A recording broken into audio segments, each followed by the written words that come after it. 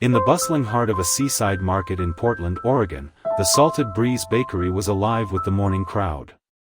The aroma of freshly baked sourdough and cinnamon rolls wafted through the air, mingling with the salty tang of the nearby ocean.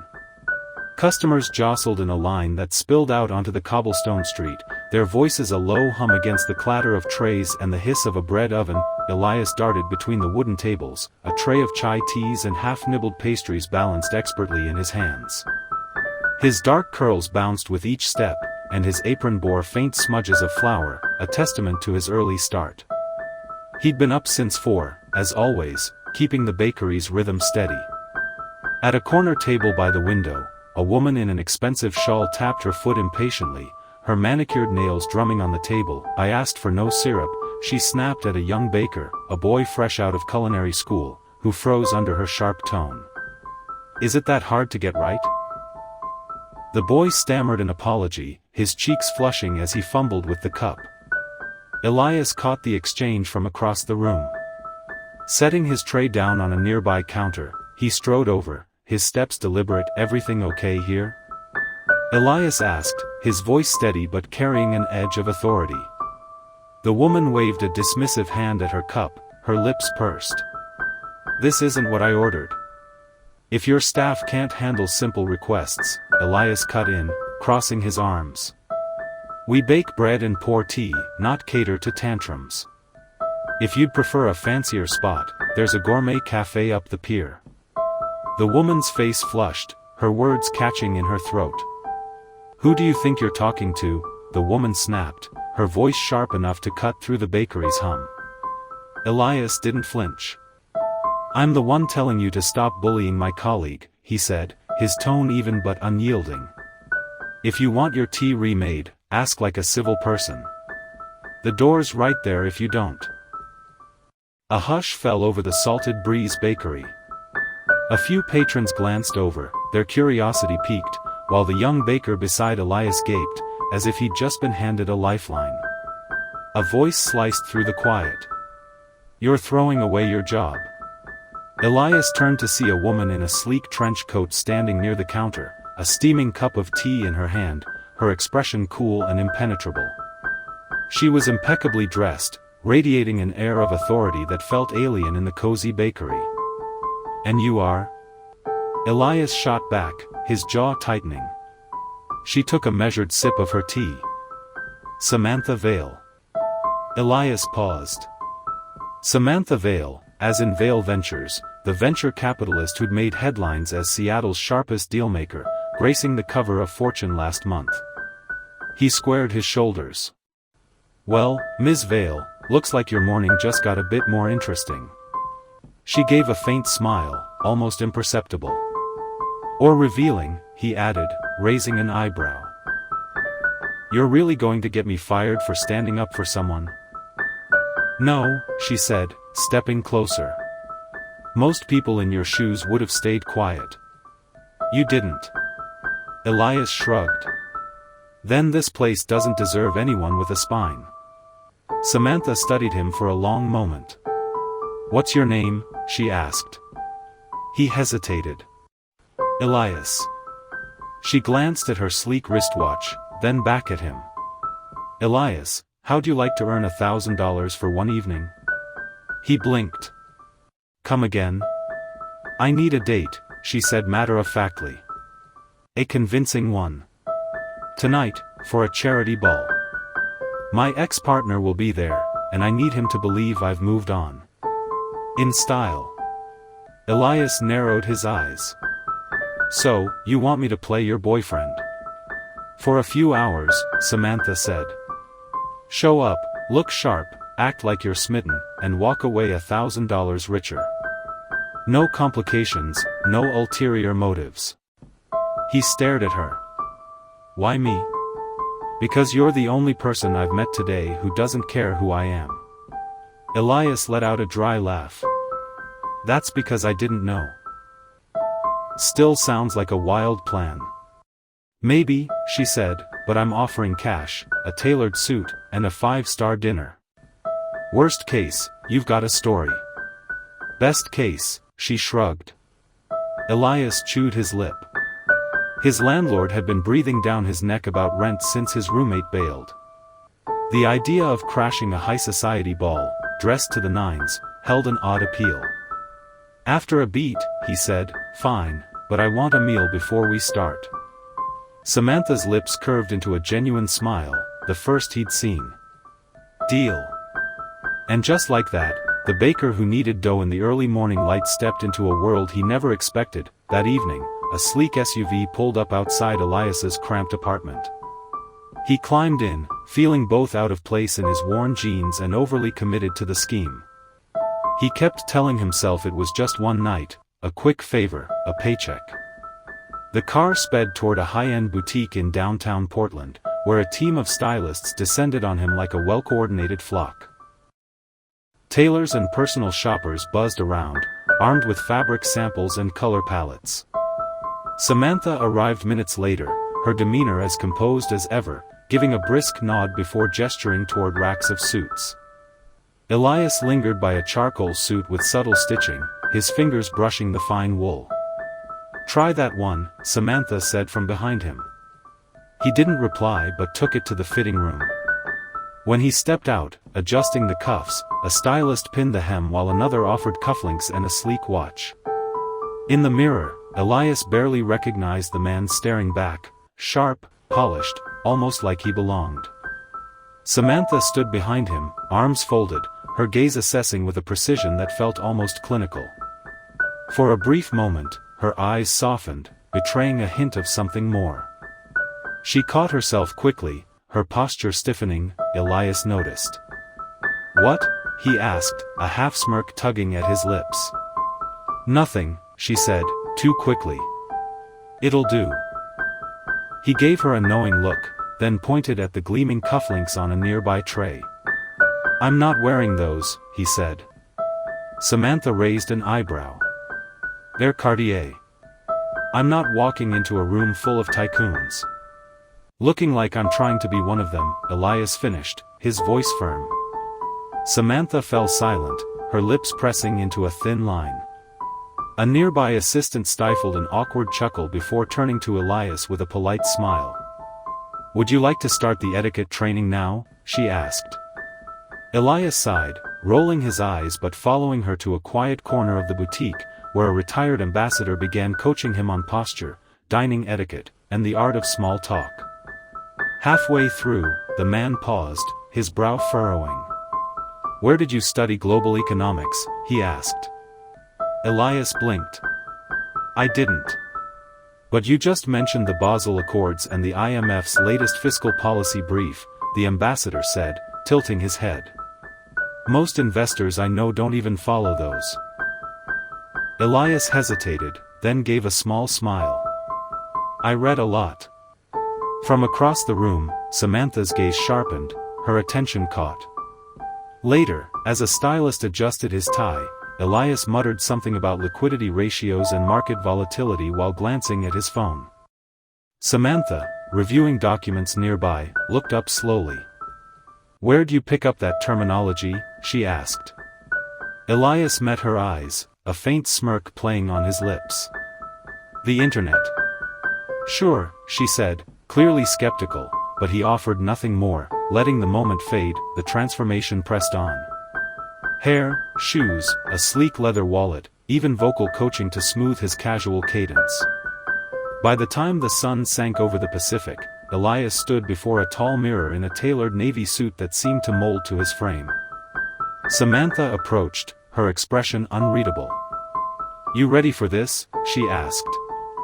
He didn't turn. "I've bussed tables for years. I can handle rich folks faking charm." Her lips twitched, nearly a smile, but it didn't quite land. And in that moment, between the cufflinks he rejected and the knowledge he downplayed, the woman who hired him as a prop began to wonder if she was the one outmatched. The grand hall of the Portland Art Museum glowed like a scene from a bygone era. Crystal chandeliers cast prisms across the room, illuminating a crowd draped in bespoke suits, glittering gowns, and calculated smiles. Elias entered on Samantha's arm, transformed. His navy suit fit like it was made for him, his dark curls neatly styled, framing his face with an effortless elegance. Yet it wasn't the suit that drew eyes, it was the quiet confidence he carried, unshaken by the opulence around him. Samantha, poised in a black gown, walked beside him, her hand resting lightly on his arm, closer than it had been before. Heads turned as they crossed the threshold. Whispers rippled through the crowd. Some stared with curiosity, others with envy, but none as intently as Victor Hensley. Leaning against a marble pillar in a tailored gray suit, Victor spotted them immediately. His eyes narrowed, his mouth curving into a smirk that teetered on disdain. He was striking, all sharp angles and old money arrogance, the kind that came from never being questioned. "Well, well," he said, gliding toward them, a trio of polished associates trailing like shadows. "Samantha, I didn't know you were bringing a guest tonight." Elias smiled, unruffled. "A pleasure to meet you too." Victor didn't falter. "And what do you do, my friend, besides playing arm candy for venture capitalists?" Elias tilted his head, his voice smooth as velvet. "Mostly, I analyze trends in global trade dynamics post-financial crisis, but I dabble in arm candy when the mood strikes." Victor blinked, his entourage falling silent. Samantha's eyebrow lifted slightly. "I'm sorry," Victor said, his laugh too sharp to be sincere. "That's quite the claim for someone who, I'd guess, knows more about baking bread than economic theory." Elias's smile sharpened. "Actually, baking's a solid analogy for macro-level market behavior. Precise, perishable, and entirely dependent on human whim. Kind of like private equity." A hush followed. One of Victor's associates cleared their throat. Samantha glanced at Elias, her expression unreadable but her eyes glinting. Victor recovered with a tight chuckle. "Cute, but let's be real. This isn't your scene." Elias stepped closer, his voice steady. "You're right. It's not. But from here, your scene looks like overpriced suits, fake laughs, and a desperate need to stay relevant." Victor's jaw clenched. Samantha turned fully toward Elias, her gaze shifting from curiosity to something closer to fascination. An older woman, a managing director at a coastal investment firm, approached, offering Samantha a handshake but eyeing Elias with interest. "Care to introduce us?" she asked. Samantha opened her mouth, but Elias stepped forward with easy confidence. "Elias, pleasure to meet you, Ms. Carver. I read your recent piece on green bond markets. Strong take on long-term yields, though I'd argue your Q2 forecasts were a bit rosy given current renewable energy supply chain issues." Carver laughed, visibly impressed. "Someone's done their research." "Always," Elias said, shaking her hand with poise. Samantha watched as Elias navigated the room, engaging with ease among people far wealthier than his usual crowd. He spoke with grace, wit, and Samantha's smile was rare, unguarded, a fleeting crack in her composed facade. In that opulent hall filled with old wealth and polished pretenses, Elias hadn't just held his ground, he'd quietly, effortlessly eclipsed them all. Later, in the dim light of her waterfront office, Samantha sat at her desk, staring at a tablet screen where search results glowed like fragments of a mystery she hadn't anticipated unraveling. Elias Marrow. Not Elias Carter, the name he'd used at the gala. Marrow. Her fingers lingered over the tablet, the name stirring a vague memory. Then, like a wave crashing, it hit her. Cassandra Marrow, the name was infamous in venture capital circles. A financial titan turned outcast. A decade ago, Cassandra had led one of the West Coast's most formidable investment firms, until she pulled out of a contentious merger with Hensley Partners at the 11th hour. Weeks later, a scandal broke. Allegations of insider trading, market rigging, regulatory violations that seemed to materialize from thin air. Her empire collapsed overnight. No charges ever held, but her name was ruined. She vanished from the spotlight, and now, Her son was kneading dough in a bakery a mile from Portland's financial district. Samantha leaned back in her chair, the quiet of her office pressing against her. Elias's quick wit, his ease with economic jargon, the guarded glint in his eyes, it all clicked into place. She reached for her phone. That evening, Elias arrived at her office in faded cargo pants and a worn navy jacket, his expression as cautious as the city's fog outside.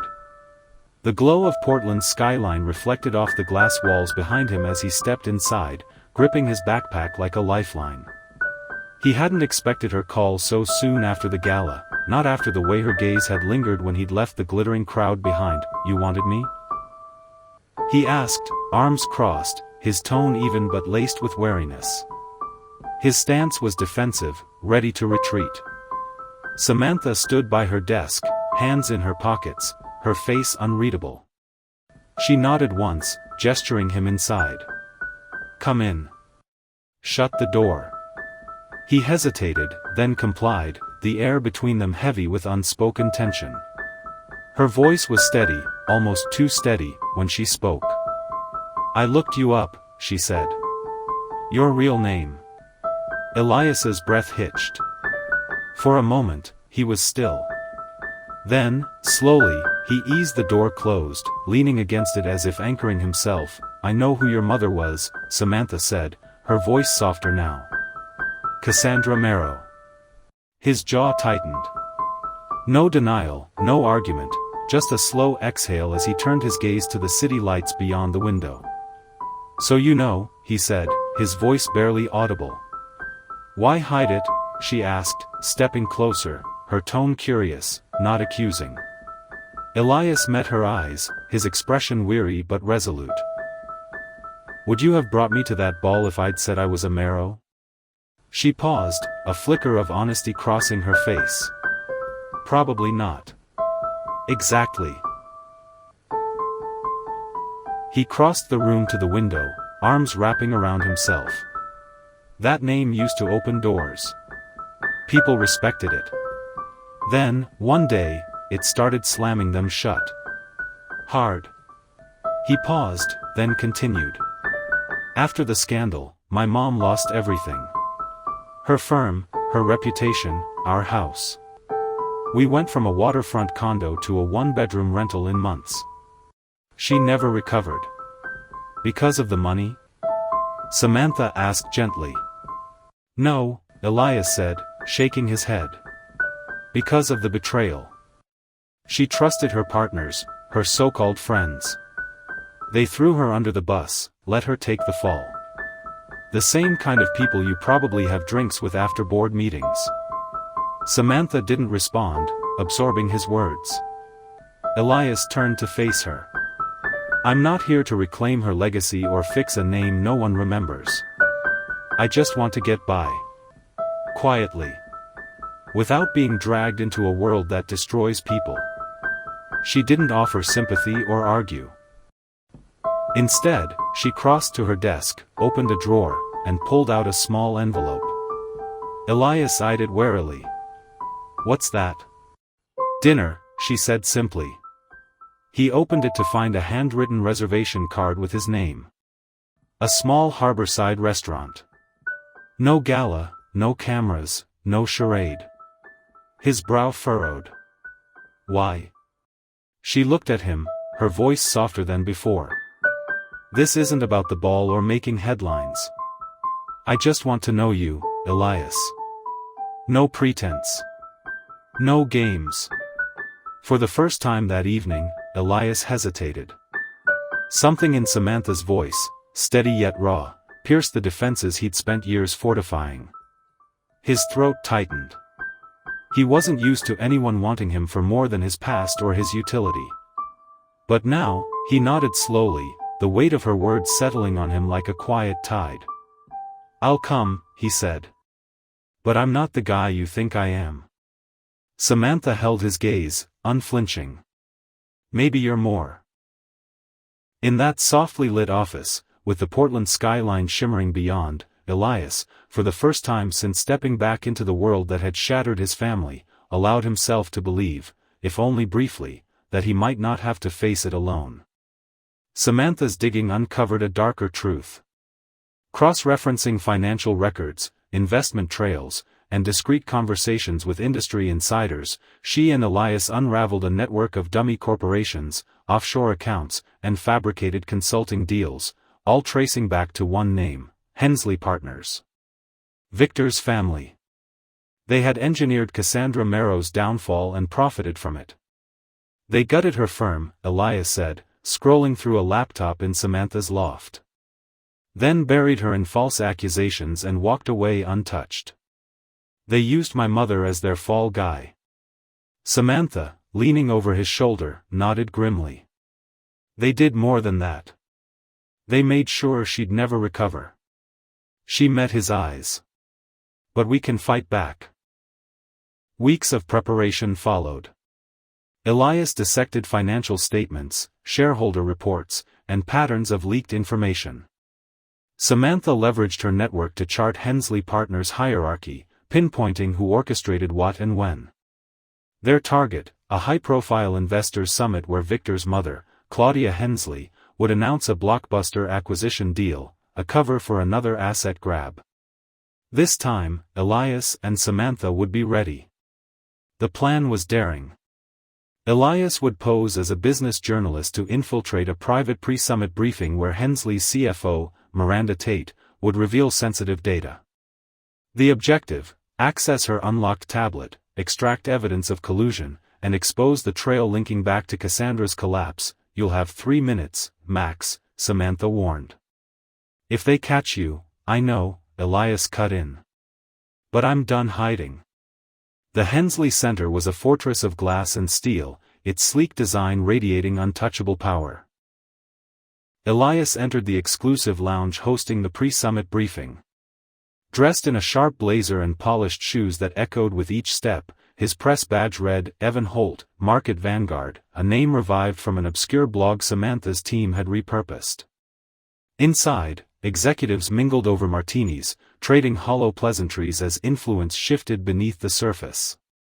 At the room's edge, Miranda Tate sipped a drink, scrolling on her tablet. Elias moved deliberately, joining a small group discussion.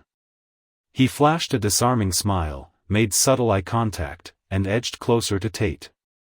When she set her tablet down to grab another drink, he seized the moment.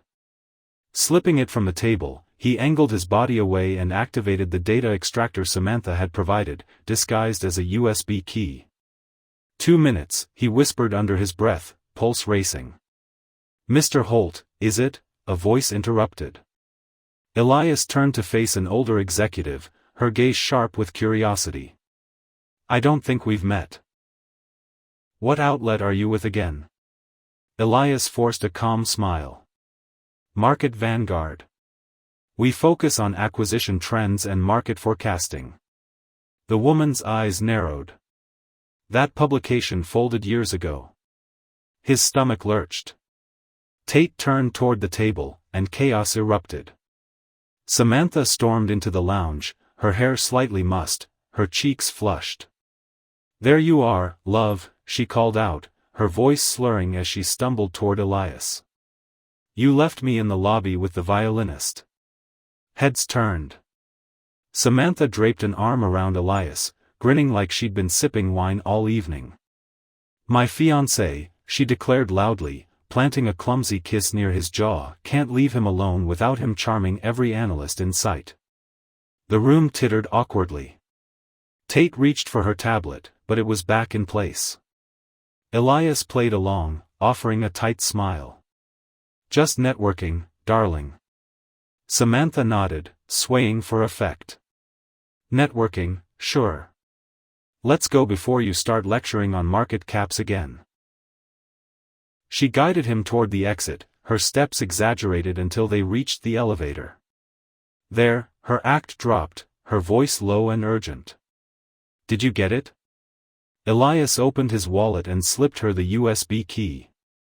Every email, every deal, everything. Her eyes gleamed with pride and something deeper. You were flawless. He exhaled, his hands still shaking faintly. Let's take them down. For the first time since his mother's name was ruined, Elias didn't just crave justice, he was ready to seize it. The lines had blurred.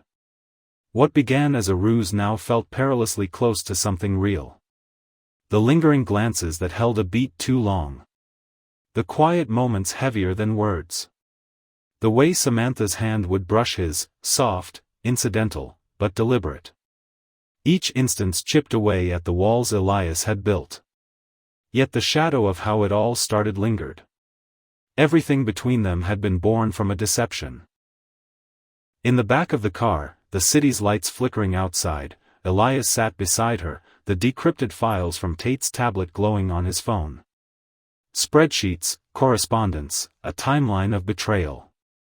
But his thoughts weren't on the data. Samantha, beside him, wasn't looking at it either. Samantha was watching him. "You okay?" she asked, her voice soft, almost swallowed by the hum of the car. Elias kept his eyes on the phone screen, the glow casting shadows across his face. "Tired," he said, his tone clipped. Samantha leaned back, her arm resting along the seat, her voice dropping lower. "You don't have to put on an act with me, Elias." He shut the phone off and turned to the window, Portland's rain-slicked lights streaking past. "That's the problem, Samantha. I don't know when I'm acting anymore." She didn't answer immediately. After a beat, she spoke to the driver. "Take us the long way. Through the park." Elias glanced at her, curious but too drained to question it. 20 minutes later, the car stopped outside a small, gated cemetery nestled among towering evergreens, their branches heavy with mist. A light drizzle fell, catching the glow of street lamps. "Come on," Samantha said gently, stepping out. Elias followed, his sneakers soft on the wet stone path. The air was sharp, biting at his face. They wove through rows of headstones, some weathered, some gleaming, until Samantha stopped. Elias's breath hitched before he even saw it. Cassandra Merrow, his mother's name, etched into smooth granite. He stepped closer, kneeling to brush damp leaves and pine needles from the stone's base. It was pristine but lonely, untouched by flowers or tokens, forgotten by time. Until now. Samantha reached into her coat and produced a single white lily. She knelt beside him, placing it gently at the headstone. In a voice barely above the rain's whisper, she said, "She raised a man the world doesn't deserve." Elias's throat closed.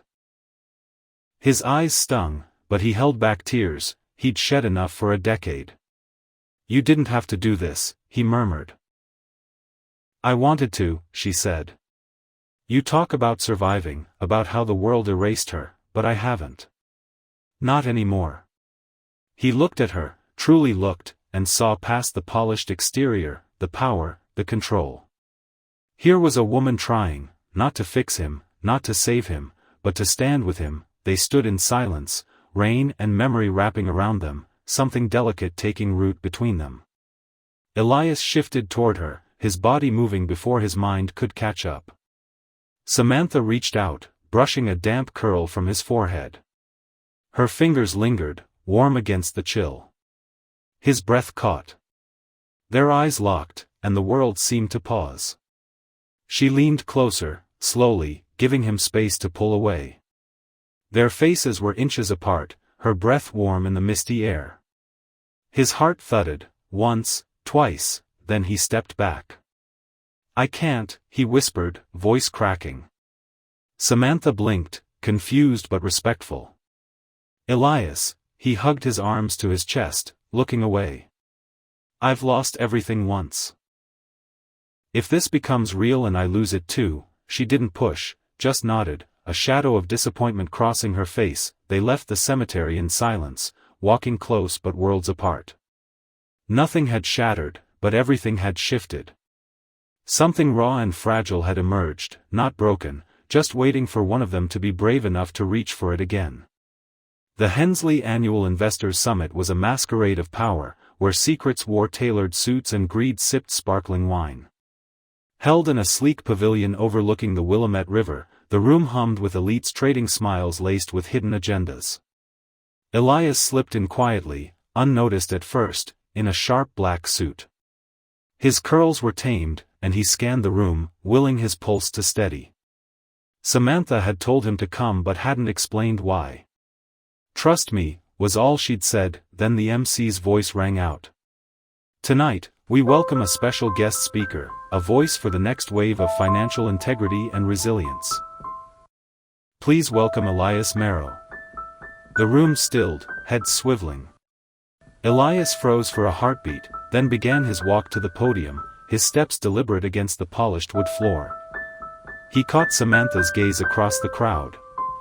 She gave a subtle nod. She had opened this door. Elias's voice echoed through the pavilion, steady and unyielding. Cassandra Merrow believed in the system, believed it rewarded vision, grit, and trust. But Hensley Partners saw her as a rival who wouldn't break. So they tore her down with lies and fabricated scandals. The crowd was silent, their murmurs replaced by a heavy stillness. Elias gripped the podium, his jaw tight. "Tonight, I'm here to show you the truth they tried to erase." He nodded toward the back, where Samantha stood, her gaze fixed on him, steady as a lighthouse in a storm. A screen lowered behind him, and with a click of a remote, the data from Miranda Tate's tablet flickered to life, emails, contracts, and financial trails exposing Hensley Partners' role in Cassandra's downfall. Whispers spread like wildfire. Claudia Hensley, seated near the front, went rigid, her composure fracturing. Victor, beside her, stared at Elias, his face a mix of disbelief and anger. "These records," Elias said, "prove Hensley Partners used dummy corporations to profit from my mother's collapse. They framed her for their crimes, knowing she'd never recover." His voice caught, not from doubt but from a decade of buried grief. "They didn't just destroy her firm. They destroyed our family. But I'm not here for vengeance. I'm here for the truth, for her, and for everyone this system discards." He stepped back, his chest tight but his heart steady, the weight of years beginning to lift. Claudia Hensley stood, her voice sharp. "This is preposterous," she said, addressing the room. "These claims are baseless, and you, Mr. Merrow, are out of your depth." Samantha moved forward, her tone like steel wrapped in silk. "The evidence is public now, Claudia. It's with every major news outlet and regulator. This doesn't vanish." The pavilion buzzed with shock, executives exchanging glances as Claudia's eyes darted to Victor, who looked away, his bravado crumbling. Elias left the stage, the crowd parting as he approached Samantha. Her hand grazed his as they met, a quiet gesture of unity. "You were incredible," she whispered. He shook his head, a faint smile breaking through. "We were incredible." They exited the pavilion together, the rain outside mirroring the storm they'd unleashed. The truth was free, but the victory felt incomplete, justice for Cassandra, yet a reminder of the years stolen from them. And the weeks that followed, the financial world reeled. Headlines dissected Hensley Partners' collapse, investigations multiplied, and Claudia's empire began to unravel. Elias returned to the Salted Breeze bakery, finding solace in the rhythm of dough and steam. But Samantha's presence lingered in his thoughts, the way her eyes held his, the warmth of her touch in the rain. One evening, she appeared at the bakery, her usual polish traded for a soft scarf and rain-dampened hair. She ordered a chai tea, lingering at the counter as the last customers left. "You've been quiet since the summit," she said, her voice gentle but probing. Elias wiped his hands on his apron, meeting her gaze. "Needed time to think." She nodded, her fingers tracing the edge of her cup. "About what?" He hesitated, then stepped closer, the counter between them feeling like both a barrier and a bridge. "About what's real. About us." Her breath caught, her eyes searching his. "And what's real, Elias?" He leaned forward, his voice low. "You saw me when no one else did. Not the scandal, not the past, just me. But I've spent so long guarding myself, I didn't know how to let you in." Samantha's lips parted, but she didn't speak, letting him continue. I'm scared, he admitted, because this, us, feels like something I could lose. And I don't know if I'm strong enough to survive that again. She reached across the counter, her hand finding his, warm and steady. You don't have to do it alone, she said. I'm here, Elias. Not for the gala, not for the fight, for you. The bakery was quiet, the hum of the city muffled by the rain. Elias looked at her, really looked, and saw not just the woman who'd stood by him through the storm, but the one who'd chosen him despite it. He stepped around the counter, closing the distance between them. Samantha, he said, his voice barely above a whisper, I don't know what comes next, but I want it to be with you. Her smile was soft, radiant, like sunlight breaking through clouds. She reached up, brushing a curl from his forehead, her fingers lingering. This time, he didn't pull away. He leaned in, their breaths mingling in the warm air of the bakery. When their lips met, it was tentative at first, then deepening, a promise sealed in the quiet of the moment. The world that had broken Cassandra Merrow couldn't break her son, not when he'd found someone who saw him, not as a shadow of the past, but as the man he was.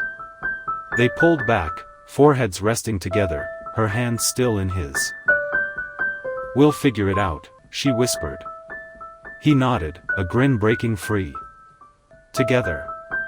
As Elias and Samantha stood in the warmth of the Salted Breeze bakery, the rain tapping softly against the windows, they carried more than just the victory over Hensley Partners. Love, Elias realized, wasn't just in the spark of their kiss or the quiet promises they'd made. It was in the courage to be seen, flaws and scars laid bare, and to choose someone not for what they could offer, but for who they were in the moments that mattered most. Samantha had stood by him, not as a savior, but as a partner who saw his truth and chose to stay. That was the lesson love taught him. It thrived not in grand gestures, but in the quiet strength of showing up, again and again, for someone worth fighting for. To the incredible viewers of Pennies to Crown, thank you for joining Elias and Samantha on this journey from shadows to light, from pennies to crowns. Your support brings stories like theirs to life, and we're endlessly grateful for every moment you share with us.